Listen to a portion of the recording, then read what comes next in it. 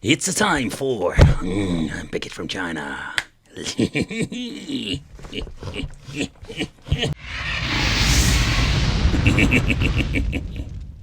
Oh yeah, it's a time for the package from China. And this is going to be a pretty cool one, because this is actually the one of the ultimate PlayStation Vitas you can buy.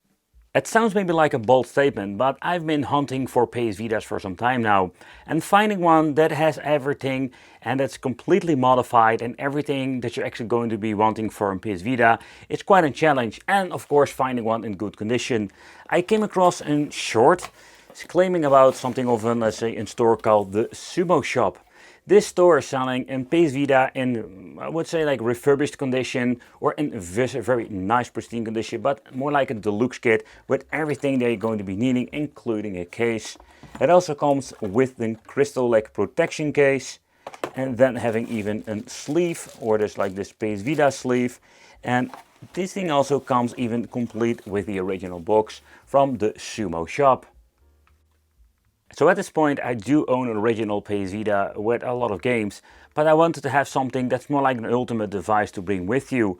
And maybe this can be the thing that I was actually looking for.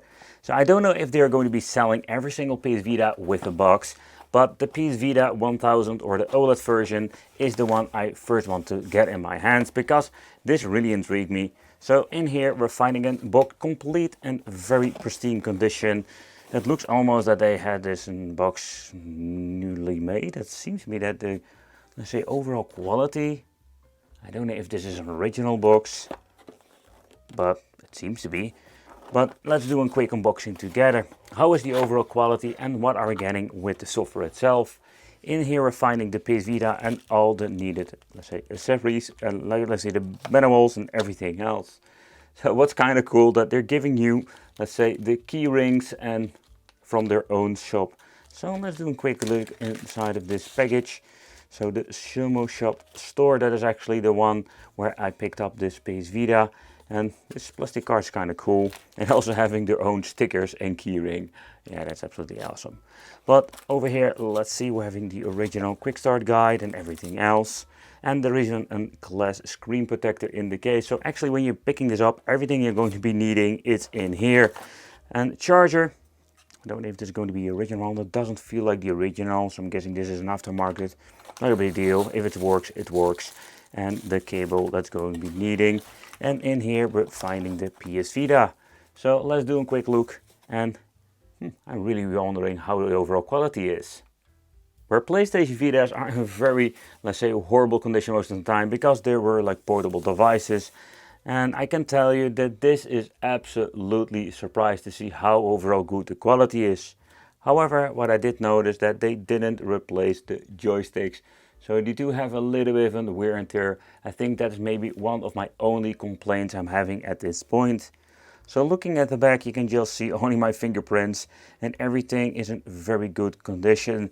So is this really 100% refurbished? I think they indeed like opened it up, cleaned it up and give this thing a completely refurbished. One of the things, I didn't see it, but they did mention that you don't need to update, and this is simply to do because when you're going to be updating it, you're completely going to messing up the custom firmware that's on here. So in here we're finding the converter.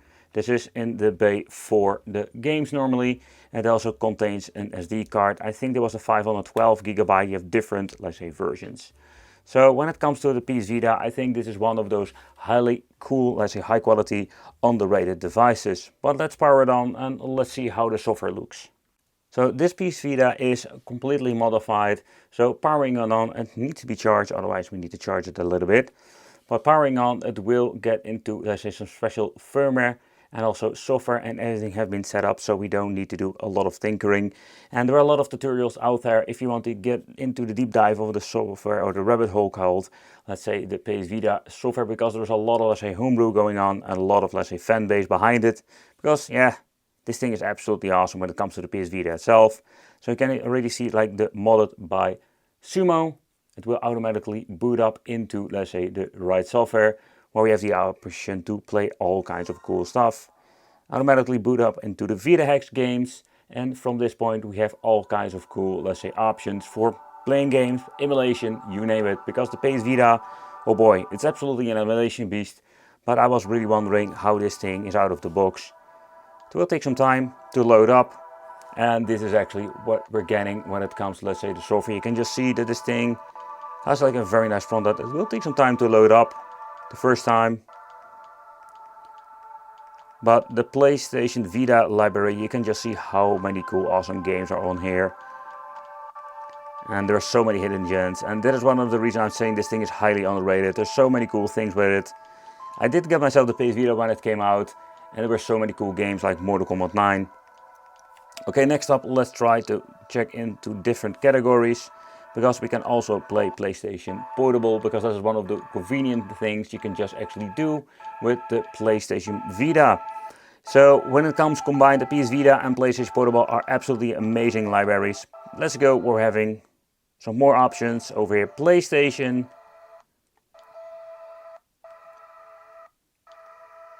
I think the stuttering sound is just simply to do because it needs to load in all of the details and everything else.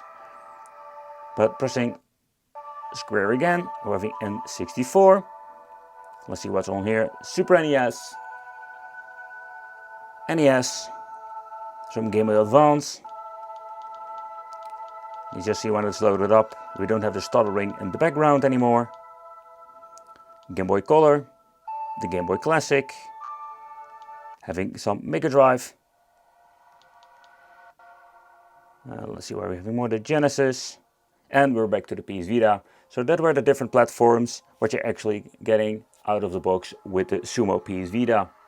It does give you the PS Vita list, so that is a little bit of an annoying thing. You can always go to details and make a favorite list or check out some other things if you want to mess around in here.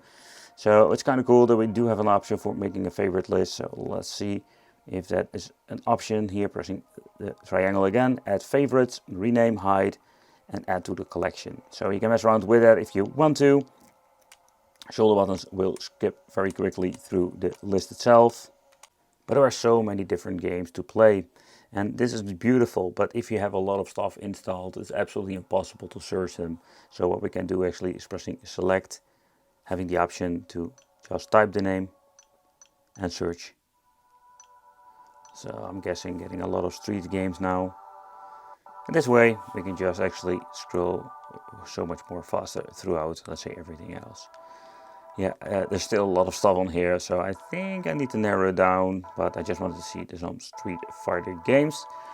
And you can just see over here that there are a lot of different options out there. But let's start off with the PlayStation Vita. Let's start off, and it will automatically boot up into the game itself. And everything will be loaded from the cartridge itself. And will have almost the same loading times, I'm guessing. So this is absolutely awesome.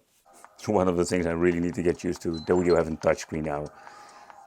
We don't have any internet connection, not going to be doing that. Single player. And let's go. So I'm still flabbergasted at how cool this PlayStation Vita is. The camera doesn't really do it justice when it comes to the OLED panel. Simply because when you're looking at the OLED panel in real life, it's going to be looking so much better. But let's get into the gameplay and let's see how it will run. I did notice that the loading times were quite long. Okay. Let's see if everything seems to be working like it should be. Oh man, using the shoulder button is something I'm not used to. But when you're looking at it, absolutely awesome. This game plays perfectly. Still find it a little bit of a bummer when it comes to the analog sticks. I do wonder why they didn't change them out for new ones, if it's even possible. But one of the things they should do, that would make this device absolutely in new condition. Okay, so I really wonder, like, is every single game so slow with the loading times, or is it just a general problem when it comes to the games itself? Welcome to WRC5, So let's get into a quick race. You can race in every stage. So with Wipeout, the loading times were quite long. I've been waiting quite a long time for actually the booting up the system. And I do wonder if there's going to be the same problem with WRC. And they will have like a continual problem that maybe that has to do of, let's say, the way how it's going to be like loading up the games, but also when it comes to actually like using maybe in too slow speed, of an SD card, so it cannot not really load up everything instantly. No, the times are not like that crazy long.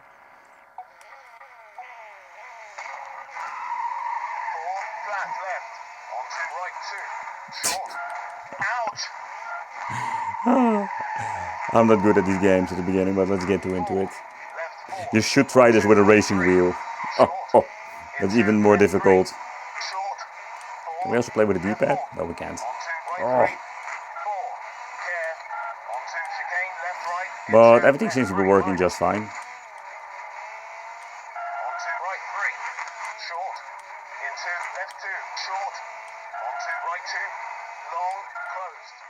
But what I understand of, if you want to get out of the game, you press the PlayStation button over here. You're going to be swiping it away like normal. Going to the RetroFlow launcher, and this is, so far I understand, the best way to go back to the launcher itself, so we can just play a different game. Another cool feature is the PlayStation Portable games, because PlayStation Portable is such a cool system. And with a lot of emulators, let's say particularly low budget, it's always a lot of shenanigans getting those things to be emulated. But on the PS Vita, it's not going to be a problem whatsoever. So that's absolutely cool. So the loading times, no problem there. So overall, I think it's absolutely great. So when it comes to this is just a lot of fun playing these old school PlayStation Portable games again. So the same situation, pressing this button over here will go to the, let's see, the main menu, swiping, RetroFlow, and let's go to a different game and just see actually how it will be when we're going to be booting up a different PlayStation Portable game, if everything is going to be booting up perfectly. I did notice that they are using RetroArch or something like that, so let's boot up another game. Oh man, one of my favorite games I always love to play is Power Stone Collection. It is one of those hidden gems they released for the PlayStation Portable. But what is kind of interesting that we've been booting it up. Okay, the game actually booted up, but it did have an issue when it comes to that. Okay, so that is a little bit of an annoying thing. So not everything seems to be working perfectly. So let's try a different game. Let's get into Vita Hex again and see what happened, because that is kind of weird. After a full reboot of the system, because everything was going like apeshit, so let's see if we can actually try out a different game. Okay, so let's do a different attempt. It's going to be booting up into RetroArch, it seems to be. Alright, so Twisted Metal. Let's see if it's going to be booting up the game itself. And if having still the same issue, that it's going to be into the PlayStation Portable main menu. Okay, this game seems to be booting up like it should be. That's nice. It's kind of funny that it always happens when you're going to be doing, let's say, an overview, or if you're just going to be testing games and it just randomly crashes. But I just want to try out a different game. So it is possible that we're going to be needing fixing stuff if it doesn't work. But so far so good.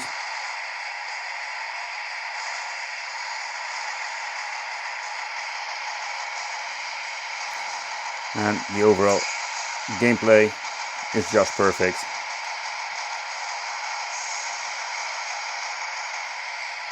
So one of the things I really need to get for this device is going to be that, let's say, special like grip you're having on AliExpress for $9 or something like that, because that would be so much better. Because that's something I do miss when it comes to the PS Vita. But let's see how fast it will load up into Vita Hex, because that can sometimes take some time. But let's see what we can actually play more. So let's get into some retro emulation, some PlayStation, and let's see how that actually will work and how will it run. The next up thing I wanted to check out is some Polymer Crate 2.0 with the PlayStation. So what is kind of cool, that we do have the right aspect ratio, so that's absolutely awesome. And you can just actually play these games without any problem. They're running on native resolution. So, but if you want to get into PlayStation, you don't need to buy a PS Vita, because we have so many, let's say, Chinese clones now that can actually be playing PlayStation 1 just fine. But it looks absolutely amazing, and also the audio of this is just great. Another thing I just wanted to see is like what happens if you're going to be, I want to get out of the menu. Yep, same situation. You can just swipe it away. go to the Retroflow or the VidaX games, and you can just go to the system folder itself and check out the different game. Maybe there's a faster way, but this is the one of the ways I'm doing it. It seems to be working. And you need to get back to the list itself. So PlayStation, that runs fine. So let's see how N64 will run. Wait, this is not like the most best repeller game out there or something, but I love the Bug Bumble game. So it's going to be widescreen shenanigans, that is one thing. Oh yeah. And most of the time, most of the emulators don't have an issue with this particular game. Yeah, but N64 emulator is not perfect. But getting into the game, seems to be working fine. Oh, another thing I need to do is lower the light in my studio. That's much better. Now it's way more visible because the freaking screen is so reflective of the PS Vita. But yep, no problem whatsoever here. At the beginning we had some hiccups. So this is absolutely cool. But what I find interesting to see is how are there more demanding games when it comes to N64. Okay, so they are using the Daedalus X64 emulator for the N64. But let's get into the VidaX games and let's boot up our game. It's not a really unfair situation over here because cruising user is quite difficult to emulate, but it's for me one of the best tests to see how the overall performance is. Same situation with Bug Bumble that started in the beginning. Normally, the most emulators have tested out on, let's say, the Chinese handhelds. They run okay in the beginning, but they have trouble actually when it comes to, let's say, the overall gameplay in the beginning. But this is your general case when it comes to the PlayStation Vita and N64. It's going to be a hit or miss, so this is not going to be the ultimate N64 emulator. It's cool that it can be used for N64, but no. And also the shoulder buttons. I'm not a big fan of these things. I won't really expect a lot of problems when it comes to the emulation of some 60-bit. In this case, Super NES. Yep, there are a lot of different games you can play and just needed to try out this particular one. But what is kind of cool that we can just play some old school 16-bit games. It's absolutely a great addition when it comes to the PS Vita. So out of the box I didn't notice that we do miss a lot of other cool platforms. Think about if it goes to the PS Vita and of course PC Engine. So it's cool that we can actually play this, but let's be honest, we have many different devices now that cost a fraction of what this thing costs and can do the same thing. So moving on to the 8-bit part of the NES, and this is a system that we can't find on many devices. There are the tiny devices out there that can do the same thing. Let's see if they implement the turbo buttons. Okay, so what is interesting, we do have the option to switch different filters, which you can see over here. Nintendo Virtual Console, Nintendo RGB. So that's kind of cool. So as we're going to be playing, we have the option to switch between different filters. But we don't have any turbo buttons whatsoever. Yeah. This one looks the best. But let's see how the Game Boy Advance will work. Booting automatically into RetroArch with many other emulators that has been configured to that. Sometimes it will take up a couple of seconds to get from the black screen into the emulator itself. And that is a little bit of an annoying thing sometimes. That's something that can really take a very long time.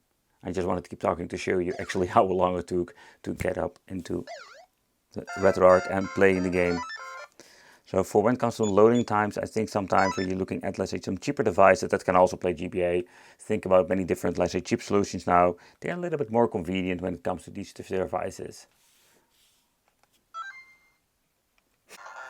So far so good. Also the aspect ratio has been set to the right resolution, or at least we're having the black bars, so it doesn't look that weird and stretched out.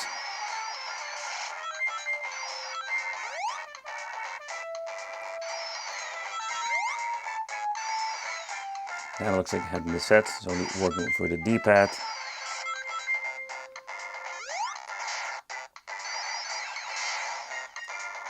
but we don't have the filter option with this emulator, so that was only possible with the NES Famicom part.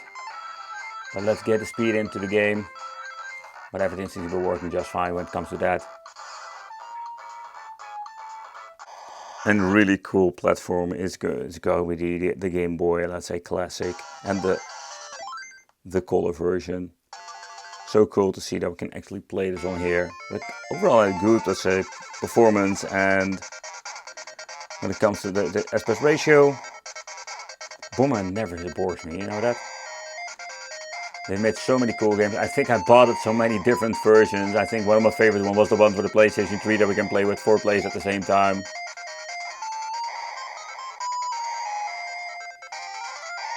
Oh yeah, it speeds up. There we go. 3 bombs! And also the music of the PS Vita is just amazing. Is it like maximum? No, it wasn't even maximum. Wow. Oh man, I think this is one of the best soundtracks when it comes to pinball games on the Game Boy.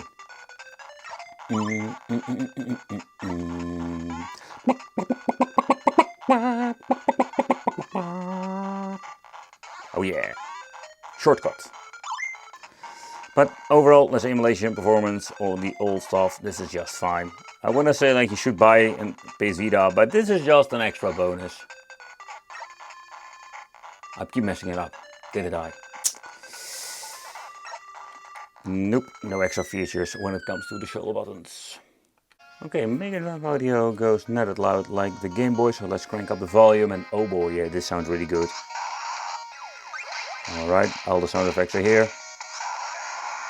And the D-pad, even this thing is so small, I love this clicky D-pad. Also, the analog stick hadn't been configured for the people who just want to know I want to play with an analog stick. But emulation performance 60-bit is just amazing.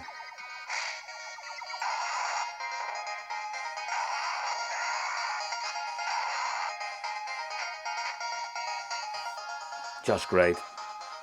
But how about the software itself of the Vita? So it automatically started up into the main software on front end, but there's all kinds of stuff installed already, like shark food. But the downside is, so they should, like say, change out automatically to the English language. It will be so much better. But you don't really need to mess around with this. So I can tell you, if you're going to be touching a game, it's going to be booting up and freezing the system. I've been trying to reboot it after that. It's absolutely a nightmare. You can see the Flycast emulator. So there is a Dreamcast on here, and there's even more craziness. So one of the things I did notice, like Crystal PSM, there are so many different, let's say, different software. We're not going to be deep diving in that because there are a lot of tutorials out there. But you can just see there is a lot of cool homebrew. And I was really curious what I can actually play more. So let's get into some other things like the Sonic Media Plus. So that is kind of cool. But how about the Flycast? Let's see what happens, because we didn't had any Dreamcast emulation in the list itself. So it's kind of interesting to see. So if you're going to be booting into here, we don't have anything going on. So we can mess around with it. It's kind of interesting, but also weird that they didn't do anything with this. So we should like check it out, how stable this actually is. But Sonic Mania Plus is one of the games that is on here. Let's see how that actually runs. There is a massive community behind the PlayStation Vita. There are many different ports. So maybe at this point we're just even scratching the surface when it comes to different solutions and cool things out there.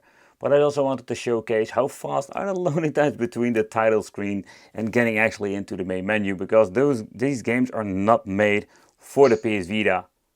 You can just see that it is not super smooth, but it is really cool. Okay, see how it boots up, how the loading times are from the menu or the character select or the save file to the game itself. Really smooth overall gameplay, so that is kind of cool to revisit these games like the Sonic Mania, that they ported it to the PS Vita. And for me, this is one of my favorite Sonic releases from the last decade. Let me know in the comments, man, what is your favorite Sonic game? And what do you think of the Sonic Mania in itself? Okay, so it went from the cutscene to the gameplay itself. And you do notice that you do have like a little bit of time needed for actually getting into the game itself.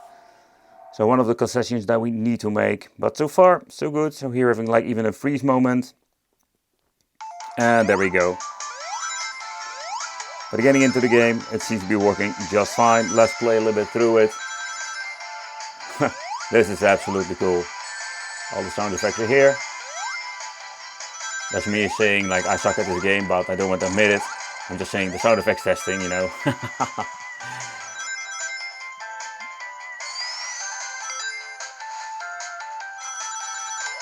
But many cool things that we can still do when it comes to Sonic Mania and many other ones. And other cool things that we can do for the PlayStation Vita. In short, this PS Vita I've picked up from the Sumo shop is absolutely a beast. We can play so much stuff out of the box, and the overall quality, I was quite surprised by it, how complete it is and what you're getting. Let me know in the comments what do you think of it. Thank you all for watching, consider subscribing, hit the little bell, and it would be great to see you in the next video.